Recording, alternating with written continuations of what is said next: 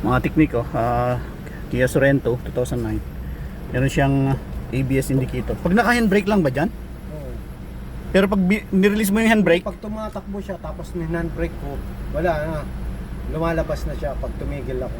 pag tumigil ka lang. Oo.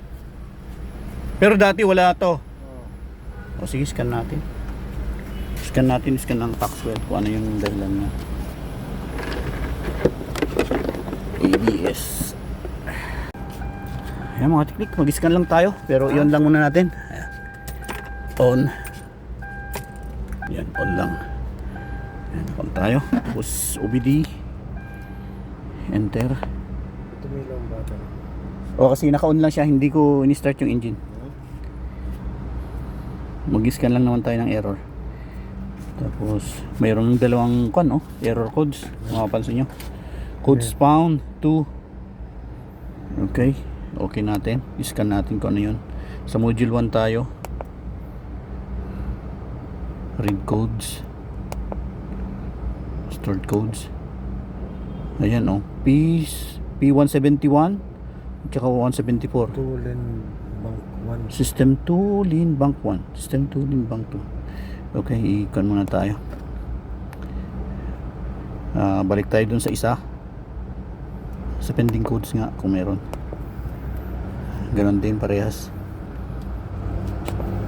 Mas back tayo. Permanent. Parehas din yan siguro. Ano permanent, not supported. Okay, dun sa isang con naman. Dun sa isang module. Yung module. Read codes muna tayo. Stored codes. Wala siya. Okay, malinis to. Pending codes. Okay, malinis to. Balik lang tayo doon sa unang module mo. Yan, dito mayroong ano ba ibig sabihin mo? check natin sa yon. Ayan so i-clear natin kung makakukuha sa clear. Back. Erase codes. Enter. Are you sure? Yes, to erase. Erase done. Press any key to continue. Balikan natin kung andun pa. Pending codes. Nawala na. Stored codes. Wala na rin. So i-start natin kung babalik yon. Obserbahan natin bro. Yan, module 1 yan Andyan kanina. Ulitin ko lang kung meron pa rin. Start code. So wala na. Okay, start natin. Tapos exit muna tayo. Yes, exit. Okay, exit. Start natin. Yan, start natin mga teknik. Nawala na. Obserbahan natin bro. So nawala na mga teknik. Ganun pa rin nakakakon siya. So basta okay naman yung brake nya.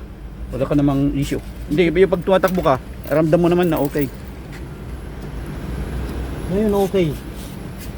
So ang mahalaga dun bro, yung pag maramdam mo mong hindi masyadong kumakagat. Medyo magkuhan ka. Magkaside ako. Ipakita mo, ipa-check mo na sa mga experto pag gano'n. Okay, so hanggang dito muna tayo mga tikik at nawala na yung kanyang ABS indicator. So under observation siya at update na lang natin kung anong mangyayari. Okay, hanggang dito lang tayo. More power and God bless.